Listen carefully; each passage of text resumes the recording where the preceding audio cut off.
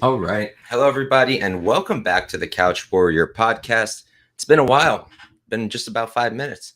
So, we're going to break down Aries FC 12 right now. We just broke down LFA 153. If you missed that, make sure to tune into that. It's going to be still up on my YouTube. Apologize for being late. I mentioned this earlier. Got some health issues with my dog. Seems okay now. He's been chilling, but he's like dry heaving, throwing up. So, got me concerned. Probably going to the vet tomorrow, but what can you do? So let's hop right into this. We're going to break down this card from the bottom up. There's a few spots I like quite a bit, actually. And honestly, I think this is a much better card than the LFA offering. Luckily, we've got a ton on that day. We have LFA, we have Aries FC, we have Fury FC, we have PFL Challenger Series. We might have a crap UFC card, but there's a lot of regionals to go around. So for this first fight, we've got Mossab Marzkioui versus Alexandre Carole. Mossab is 4-1-1. He's 24 years old. Thank you, JJ. I appreciate that very much. Mushroom, appreciate you as always, brother. So, yeah, Mossab 4-1-1, 24 years old. I don't have his reach or his height, but he's training out of Team Chapo Coente. Let me see if I have anything otherwise. Nope. And then on the Carole side, he's 2-1-0. Also, no measurables at all. And yeah, both guys don't have too many UFC fights, MMA fights as a pro. In terms of amateur bouts, let me pull it up. I didn't put it in my notes.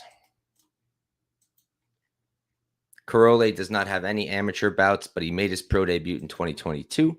And Mossab, also no amateur bouts, made his pro debut in 2017. And then he's been out since 2020, had one fight in 2022 against Asilder Badouiev, who we're going to talk about soon.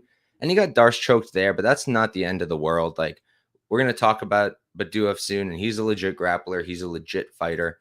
So I don't think that's a terrible thing to happen to you, to get submitted by a guy like that. Now, in terms of his skills, I couldn't find a lot of his other tape. Honestly, I don't think I found any of his other tape, if I remember correctly. Maybe the one that's 100% fight 43, that promotion, but I honestly don't remember fully. In terms of his tape and his striking, I noticed that in the striking, he kind of just flurries in, leaves himself pretty hittable. And other than that, like, I really don't have much to say on him. I've got, like I said, very limited tape. Looks light on his feet. And he's got 3 sub wins, so I got to imagine he's got some grappling to him. But I'm going to say I like Carole. I have like under a minute of tape on him. So again, this is like, we're doing a lot of guesswork. And I know some people don't like when I tell you we don't have enough information. Let's not talk about it too much. Let's not bet it. I don't see why you should get upset at that. I think it's really important to know when there's not enough info to make a play. But it's all right. We'll talk here. So Carole, like I said, I actually like his wrestling. He had a nice takedown in that 1 minute of tape, under 1 minute. And I like the 1-2 that I saw. Other than that, I didn't see too much striking. But from looking at that little tape from both guys, I kind of think Carole is better. Now, to me, from what I'm seeing, they look maybe pick 'em, maybe close to even. But you look at the odds, and this fella who has not fought since 2020 in Mossab, whereas Carole, he's, like I said, he made his pro debut in 2022, had 3 fights then. He was active. But Mossab hasn't fought since 2020. So how the hell could you make him a minus 600 favorite? He opened up at minus 400. That's wide. Now he's at minus 600. That's wide. So I'm actually going to play Carole. I'm going to keep it responsible. We're going to do a half unit, and I'm just going to wait on the line. It's looking like I might get plus 500 or better. And if that's the case, I'm going to play it, and I'm going to play it for a half unit. Can't do much more because, like I'm saying over and over again, being the dead horse, not enough information. But from the little I've seen, it's enough for me to take this price tag on Carole. So that's going to be the pick. In terms of a method, I really can't give you a method with this little info, but we're going to move on to the next fight. And again, Carole is the pick. I've got a play here. We've got Bobby Pallett versus Osman Minbatirov. Bobby is 6-1-0, 31 years old. He's 6'2". and training out of Hama. On the other side, you've got Osman Minbatirov. He's 6'3" 1. Don't have any of his measurables, but I'll tell you he's a tall, lanky guy.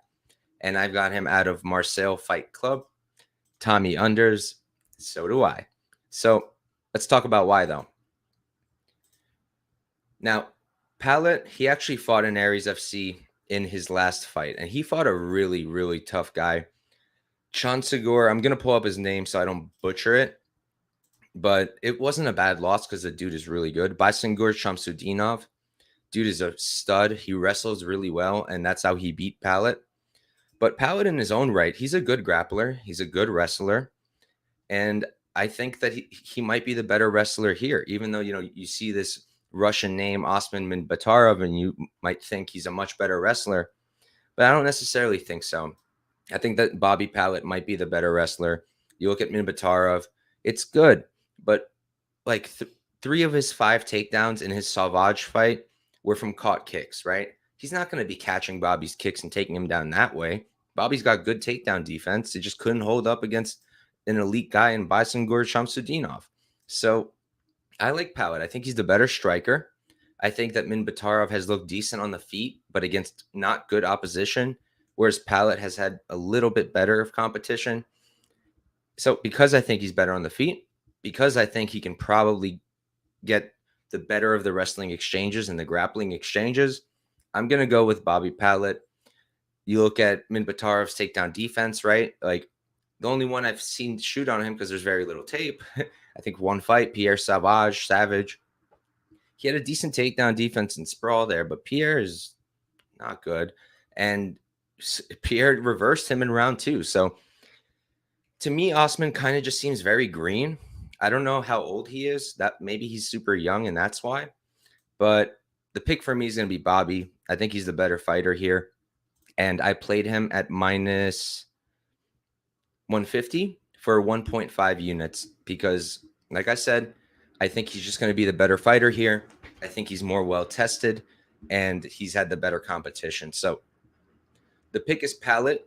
The method, we're going to go with decision, and we're going to move on to our next fight. So here we don't have much to work with. I'm going to tell you guys that right off the bat. Here we've got Mahamadou Soukouna versus Virgil Augen. Now, Soukouna, no pro fights. I believe he doesn't have any amateur fights either. He does not.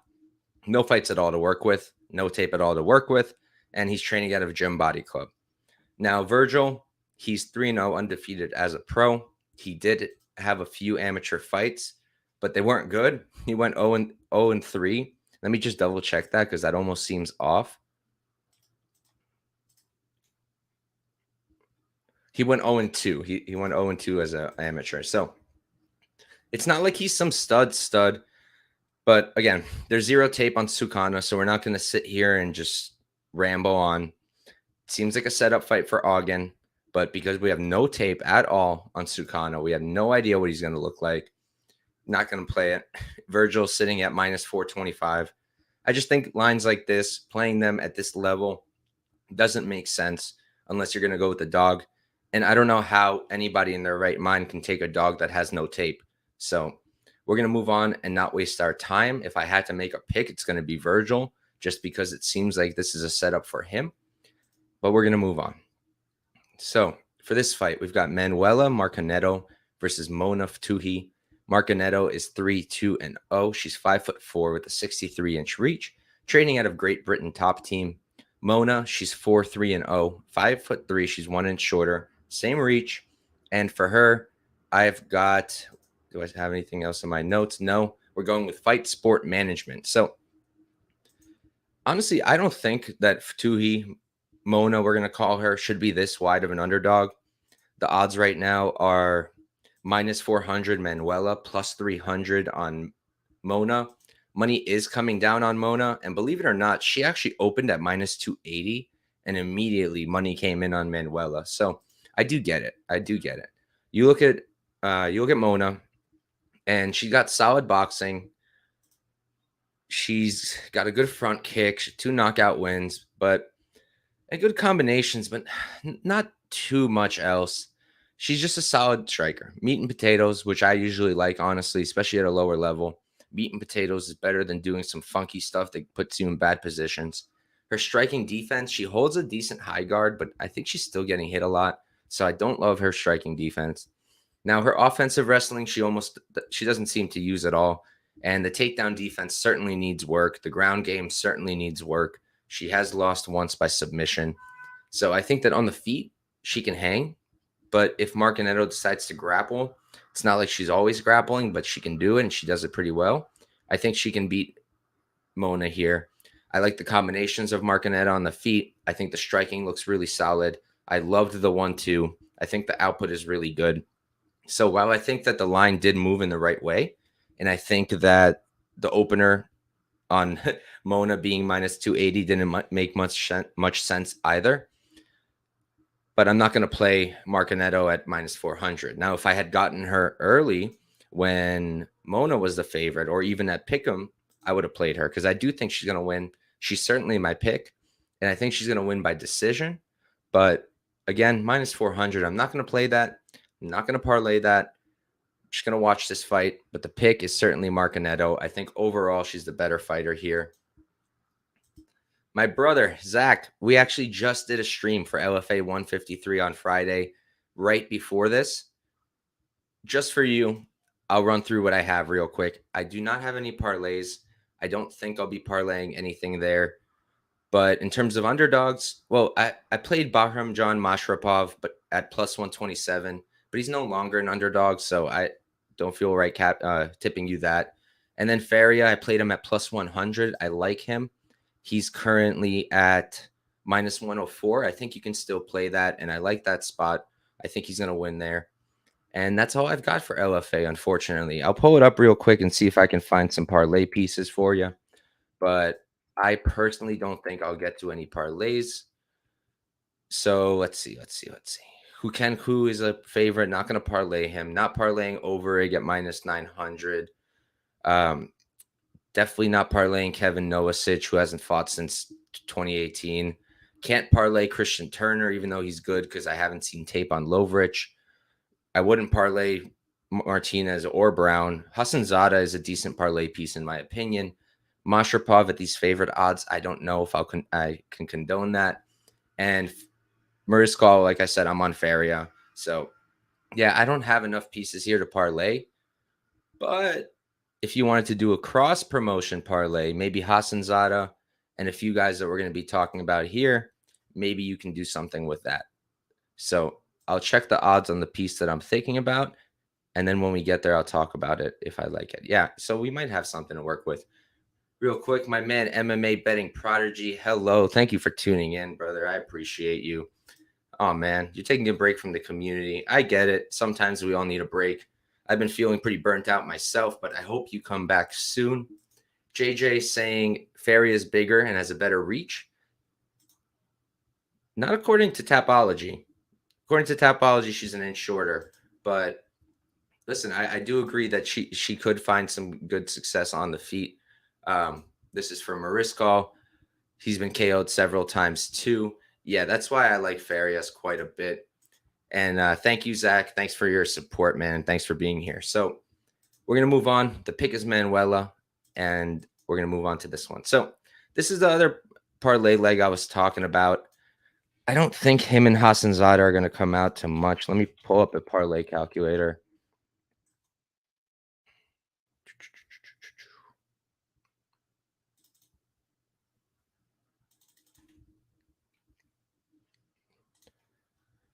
Okay. Number of bets, 2 of them, bet amount, 1 unit. Parlay leg 1, minus 285. Parlay leg 2, minus 500. That's minus 161. That's a chalky parlay. I don't know about that. So let's go into this fight, though. We have Pedro Colman versus Asilder Badouiev. Colman is 8-2-0. I don't have any of his measurables, and we're going with Team Ram. Now, Asilder, he's 6-1-0, 29 years old, 6'1". I believe he's going to be taller here just based off of what I've seen from Coleman's tape. He seems a bit smaller. And Asilder, I believe, is probably the home guy here. I think they're trying to build him up. He's so far had decent success in Aries FC. Like I said, he submitted Bobby Pallett very quickly. Wait, no, I'm all confused now. Wait a minute. I think I mixed up my people. Oh yes, I did. It wasn't Pallett that he beat, but he did beat this guy Mossab Marzkioui, who that's why I got confused. He's the opener for this card that I was talking about earlier. He got that Darce choke. So he's very solid. I like what I see from him. And this seems like a very, very clear setup spot for him. His striking is great. He's got good combinations, nice kicks. I don't love how he'll flurry right in. He can get caught there with the way he does that. I don't love the striking defense, but I don't think that it's going to be Colman here who's going to catch his chin. I really don't. And his wrestling is very good. He's extremely slick on the ground. Like I said, he's got those 2 sub wins, but he's not the best finisher. He's gone to decision with a guy who was 1-5-0. He's gone to decision with a guy who was 17-31-0. So he's not the best finisher. And Colman on the other side, I think he looks really sloppy on the feet. I think that he's throwing mostly hooks, and he has 3 knockout wins, but he's been knocked out himself. He doesn't seem to wrestle much, and I don't think that would ever work for him here. So I'm not going to beat a dead horse. I think that Badouiev is going to smoke him, probably by sub or decision, because like I said, he's a bit of a weak finisher. Strickland's burner, where's your buddy? Which buddy? I've got a ton of them. But we'll move on to the next fight. For this one, again, we don't have much to do, but I am going to ask a few questions. So we have Zaurbek Sabanov versus Rony Bouzy. Sabanov has no professional bouts, and I believe he has no amateur bouts as well. Actually, I think he has one. I believe he has one, and it was in 2018, if I'm remembering correctly. I could not find it, so I really can't give you much there. But one second, I'm just pulling up the card again so I could pull up Sabanov. Want to just double check if I'm right. Yeah, so he had one amateur fight in 2018. We don't even have the method. And the guy he fought, Edward Bagayev, never fought again. And that was in 2018. So since then, he hasn't fought at all. I looked at his Instagram, and he seems to be training, and he's training at MMA Factory. So you got to imagine he's probably pretty good. But how could you do anything without knowing what his fighting is like? I have no idea. And I've tried to look up if maybe he had sambo bouts. I know he's got a wushu sando background. I was looking for something like that. I couldn't find anything. So I really just don't know. And Bouzy, he's 4-2-0. He's the slight underdog here, plus 160, like I mentioned. Got him training out of Atch Academy. And honestly, I kind of liked what I saw from him. He looked pretty good. His wrestling looked solid. Nice leg kicks. The striking looked half decent. Kind of rushes in to close the distance and get caught there. I was tempted on him, but there's no way I'm going to stand in front of a guy named Zaurbek Sabanov, who's training out of MMA Factory and looks pretty brolic, but got no tape on him. So my pick is actually going to be Bouzy, because he's the guy fighting. He's the guy who hasn't been out since 2018 and who has more than one fight. So I like Rony Bouzy. I don't think I can get there, but I do like those dog odds. It's just, how are you going to bet against a guy who has no tape to work with? You can just assume that he's not great because he's missed so much time, but I personally don't handicap like that. So we're going to keep moving on. Here we've got Turpal Younousov versus Daniele Scagliusi. Younousov is 3-0, undefeated as a pro. He's 27 years old, and we don't have his reach, but he is training out of MMA Factory. Now, on the other side, you've got Daniele Scagliusi. He is 4-1-0, 21 years old. He's 6 years younger, 6'2", and I've got him at Centurion Club Manduria. And real quick, I'm just pulling up some more notes. But yeah, so for this fight, I honestly don't even need notes. Scagliusi's honestly pretty good. I think he's pretty good. He's 14-2-1 as an amateur, so he had an extensive amateur career and did pretty well there. I like his striking. It's nice, straight down the pipe. His wrestling looks pretty solid, strong top control. It's just I don't think it's going to work against Younousov, so that's unfortunate. Now, his defensive grappling, I haven't seen it tested, but with a guy like Younousov, I have to think that he is going to get taken down. His offensive BJJ is very sloppy. He's submission before position. But there's a lot to like from him. He's green, and there's very little tape on him, but I like the guy. I like the amount of experience. I like the striking, but striking defense I don't like, and his sloppiness on the ground I don't like. Unfortunately for him, while I think he's decent and will only get better at 21, I think Younousov is a bit too much for him. Now, Younousov is only 3-0. It's not like he's some extreme vet, and he's only got one AMI fight. But I just think he's going to be a lot better. His striking is pretty good. He is the home product here. You have to think they're trying to set him up well. But his striking is nothing crazy. It's just good. It's good. It's tight. Like I've been saying, meat and potatoes in a good way. Nice 1-2, good jab. And it's the wrestling, though, that brings him home. He's got 2 submission wins of those 3 pro fights. And the other one's a knockout. So he has not been to decision yet. And will he get there here? Probably not. I think he will catch the finish here. Whether it's a knockout on the ground or a submission, that I can't tell you. I do think it'll happen on the ground. And I'm not going to sit here, make up rounds. Maybe he'll tire out Scagliusi, get it round 2, 3. I think Younousov is a pick. He is definitely the right side, but at minus, what is it? I think he's minus 500. Yep, he's minus 500. Some money's coming in on Scagliusi, who's at plus 375. He opened up plus 500. I don't blame anyone doing it, but I just think he's a little too green. And while both guys are green in terms of careers, Turpal seems like the more, it's called collected fighter, the more seasoned fighter. All right, and let's catch up with the chat real quick. I have no idea what Strickland's burner is saying. The guy who does the podcast with you, dude. Well, I do I do my own podcast with guests every week. I think you might be talking about Pat, my guy addicted to combat. If you are, he's a man. And then MMA saying, what's up? He's got to head out. And Strickland saying, what's good? So we're going to move on to our next fight. Turpal Younousov is the pick. And here up next, this is the one that I needed to pull my notes up for because for some reason it's the only fight I didn't do so. So let me do that real quick. Not that we really need them. There's like very little tape on Tito Martins. There's almost none. And on Binate, there's just under 5 minutes of tape. So it's not really much to work with. Now, Binate is 6 feet tall with a 77-inch reach. So he's going to have a 9 to 10-inch reach advantage. And he's got 7 inches of height here. So he's going to be tremendous compared to Martins.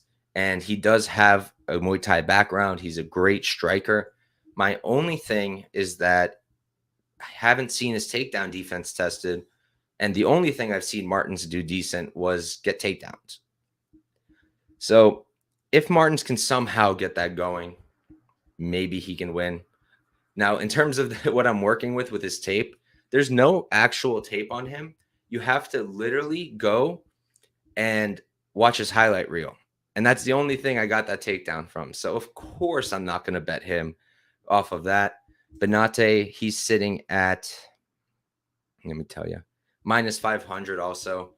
Look, he's the rightful favorite. He should probably dominate, but I'm not going to bet without knowing his takedown defense and without knowing what Tito will look like in terms of his grappling or if he's stuck on the feet. I mean, giving him 9, 10 inches in reach, 7 inches in height against a Muay Thai background guy, you have to think he's going to get pieced up. So not going to waste time here. Binate is the pick, and we're going to move on to the next fight. We only got 2 left. This is a pretty good scrap. We've got Alioune Nahaye versus Felipe Corrales. Nahaye is 11-3-0. He's 31 years old, 5'7". I don't have his reach, and we are going with Obi fight for his camp. On the other side, Felipe Colares, 10-4-0. He's 28 years old, so he's 3 years younger. 5'8". He's 1 inch taller, 70-inch reach. And he's coming off the UFC. He got cut after Chase Hooper knocked him out in the 3rd round. It was a TKO. It's not like he knocked him out flat, but it wasn't a good look. So for this fight, my first thought was Nahaye, because when I was looking at it, he was the underdog. it moved back and forth. He opened up plus 350. If anyone got that, great job. He's now plus 110 again. And he's my lean. He's my lean because I like his striking. He's got 7 knockout wins. He uses his range very well.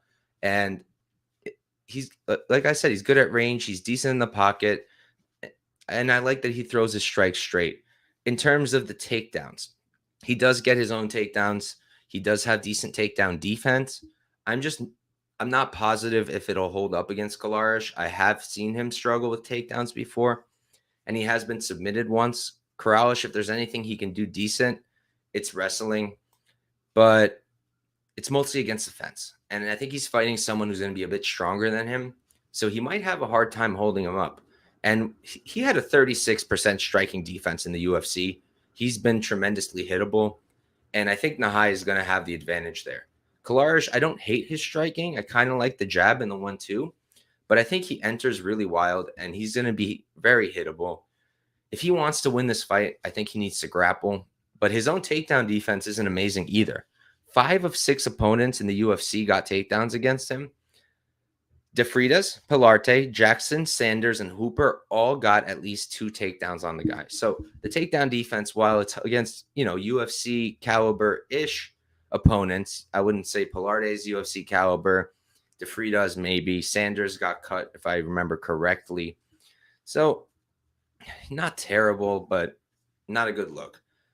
I think this is a sloppy fight. I personally don't want to put my money on it because the one fight that really made me hesitant was the Attila Korkmaz fight for Nahaye. And Korkmaz is pretty good, but he lost via the wrestling, Nahaye did. And because of that, I have some concern. But I do really think he wins in the striking. He's plus 110. He's going to be my pick. Probably by, let's call it a knockout. Late knockout, round 3, maybe a decision. I like Nahaye plus 110. I think I might get there. We're going to see. It might be a game time decision that I make tomorrow. But Nahaye's a pick, and I like those dog odds. And we're going to move on to the last fight. I do have a play here, and I think this is going to be a fun one. So this one is for the title. Demarte Pena came back after a long layoff in his last fight, and he won that belt. And it was a decent performance, but we'll talk in a sec. So Demarte Pena, 12-1-0, 33 years old. He's 5'7", and he's got a teensy reach at 64-inch reach. On the Boudigasme side, he is 29 years old, 18-7-0. So he's 4 years younger, 5'10", 3 inches taller. I don't have his reach, but you got to think he's going to have the reach edge. And we're going with La Bonne Ecole for his camp. And yeah, I like Boudigasme here. He's my play. And I just think that this is a perfect fight for him. Pena, just like Tommy Unders is saying, he got suspended for PED use. And since then, he just hasn't looked the same. In his last fight, he looked decent. He did win. He won believe he got the finish. I'm pulling it up real quick to double check. No, it was a decision, and it was with wrestling. He had the Taylor Lapilus fight before that, and Taylor Lapilus is good, very good. So getting finished by him in round 1, not a terrible look, but yeah, there's really, in my opinion, I think that the layoff really hurt him. I think that suspension really hurt him. And the guy he beat, Mustafa Aida, he was all right. I think the line was pretty close, but definitely made sense for Pena. I think I had money on him there. But this fight isn't a good matchup for him because he grapples. That's his thing. And Boudigasme grapples too. You look at their records, right? Their finishes. Boudigasme has 15 submission wins. 18 wins, 15 of those by sub. 2 knockouts, and that makes it 1 decision, right? So he's not really going to decision often. And he's got a great ground game. And on the feet, I also think he's better. And I think he's going to be larger. I'm fairly confident in that. We know he's got the height edge. And I definitely think he's going to have the reach edge. On the feet, I don't love what Pena does. I don't think he's that great on the feet. And I think that while Elias Boudigasme is maybe not the best striker himself, I think he will have the edge there. And if Pena has to wrestle, maybe he'll get a takedown or 2, but I don't see him holding down Elias. If anything, I see Elias also getting his own takedowns, maybe reversing position. So yeah, I went with Elias. I wanted to get that plus 165. I waited too long and I lost my chance. It happens sometimes. But I ended up getting in on him at plus 140. Money's coming back in on Pena, so maybe you can join me. It's plus 142 now. But I just think this isn't a good matchup for Pena. I just don't. There's nothing he does better than Elias, in my opinion. So I'm going with the dog in Elias Boudigesme, and that's it. That's a card. That's Aries FC 12. 2 plays from me. Elias plus 140, 1 unit. Bobby Pallett minus 150, 1.5 units. And that's probably all I'm going to do unless I add Nahaye against Kalarish. So thank you guys all for tuning in. If you want my LFA breakdowns, I did a video right before this one, so make sure to check it out. I did a UFC breakdown yesterday. I did a PFL breakdown yesterday with my guy, Big Steve. So make sure to check all of that out, especially if you want to bet the regionals. But that's it, guys. Thank you all for tuning in. I appreciate all of you and have a good one.